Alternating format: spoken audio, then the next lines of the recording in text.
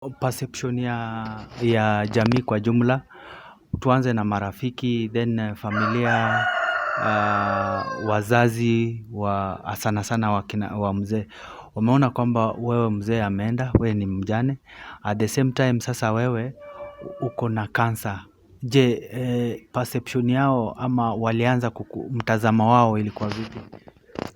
Sasa upande ya kina mzee, wakati nilipata kansa, hata hawa walishukuru wakasema, anaweza kufa vile mtoto wetu ameenda. Lakini yote nikasema, thank you to God, nionyeshe njia ya kustamili na kuishi. Hawana furaha na mimi sana, lakini hawana haja na mimi, hawana furaha na mimi, lakini katika kuokoka kwangu na kumjua Mungu, nimezidi kuwapenda, hata kuwatembelea, hata kuwajulia hali, na nilishukuru Mungu wakati niligonjeka nikawacha kazi, nikapata pension yangu kiasi, nikanunua sehemu yangu. Nikajiwekea makao because niliona pale nitajikwasa ama ninaweza kuenda na niwache watoto wangu kwa shida.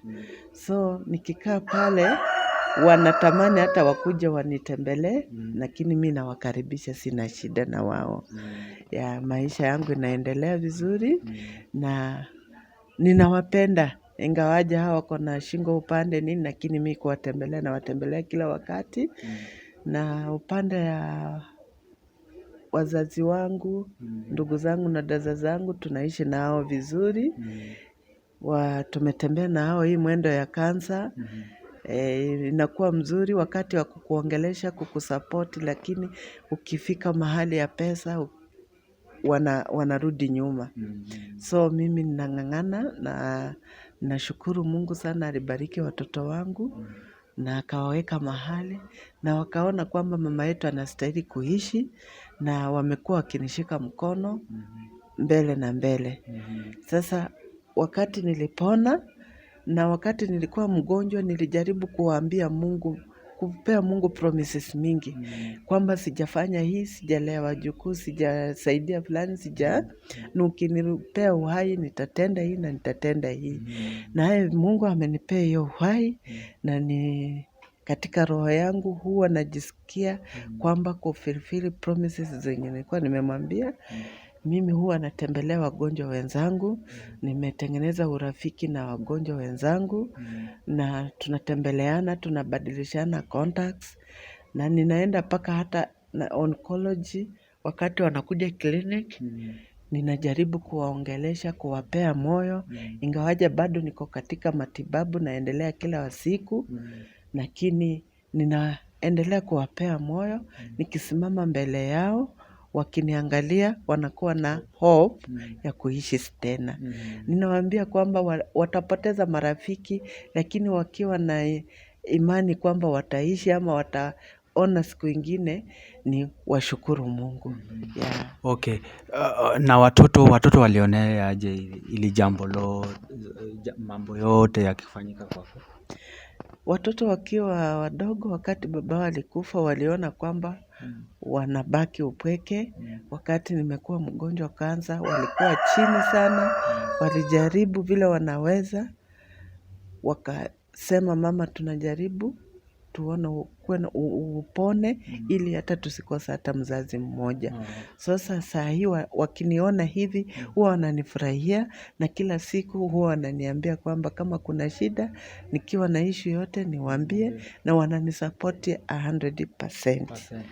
Aya, tuseme kwa watoto wako ama tuache kwanza kwa wale wa marafiki wako ama kwa ule mwenye anakutana na video hii na kusikia leo sauti yako, kwamba umewapatia hope kuhusu kuishi kama mjane nini, ni jambo gani unaweza waambia in that wawe encourage, especially mtu mwenye amepoteza mzee na amevunjika moyo sasa hivi sana? Mwenye ananisikiza saa hii, ninakuomba kwamba kama mzee ameenda, hiyo ni mpango ya Mungu. ukibaki kuwa mjane, kwamba mzee akienda, si ati maisha yako imeishia hapo. Kuna kuishi tena na kuna wale watoto ambayo wanakutarajia. Na tena ukipata ugonjwa kama hii yenye nimepata kansa, isikue kwamba ni mwisho ya maisha, kesho bado kuna kuishi. Sasa kama vile ukipata hii yote ama mzee ukipoteza mzee, kwamba kitu ingine kuna mzee kushinda ule mwenye ulikuwa naye physical. Huyu mzee ni Mungu. Umjue Mungu na umtegemee kila kitu ambaye inapita, hebu piga magoti na muombe na muitishe, atakutendea hata kushinda ule mwenye alienda, hatakuacha upweke. Ni nini na kwa watoto wako unawaambia vipi? Na watoto wangu nawashukuru kwa vile mmenishikilia na umbali hii tumefika, nasema ni asante na mbarikiwe na Mungu aendelee kumpea maisha na hata mimi aendelee kunipea maisha, tuzidi kuishi kama happy family. Kuuliza tu maybe, ni nini una miss kwa mzee? Kwa mzee nina miss yeye because unajua mkiwa kwa nyumba wawili, jambo likitokea mtashare na yeye. So saa hii kuna kitu ikitokea ama mtoto akiwa na shida ama mimi mwenyewe niko na shida, ninashindwa nitashare na nani. Kwa sababu kuna marafiki wengine utashare na hao, bado watakuchekelea, bado watatoa hiyo shida yako nje. So nina miss sana katika hiyo nyumba. Unajua hata akiongea hiyo sauti, watoto wanasikia kuna mtu hapa kwa nyumba anaongea, na Mungu watoto wanajisikia wako sawa ama wako full. Lakini kwa saa hii ukipoteza mume, maybe wewe ni msichana mdogo ama hujafika katika umri, because mimi nilimpoteza nikiwa na 45 years, nilisema wacha niishi, lakini haiwezi kukua mwisho wa maisha, maisha itaendelea. So kwa saizi uko na wajukuu pia? Waliolewa na kuoa? Kijana ameoa ndio first born, niko na wajukuu 4, wasichana niko na hao kwa nyumba na kila msichana ako na mtoto mmoja, na ninashukuru na hao wajukuu nimewapata baada ya kupata virusi ya kansa. Na nimemaliza miaka 5 tangu nipate virusi ya kansa. Na mshukuru Mungu kwa hiyo umbali. Na kwa wale wenye tuseme my in-laws, wale wenye wanadhulumu ama wanaonelea kitu imefanyika kwako and then ama kwangu, wanalaumu yule mwingine, unawaambia vipi?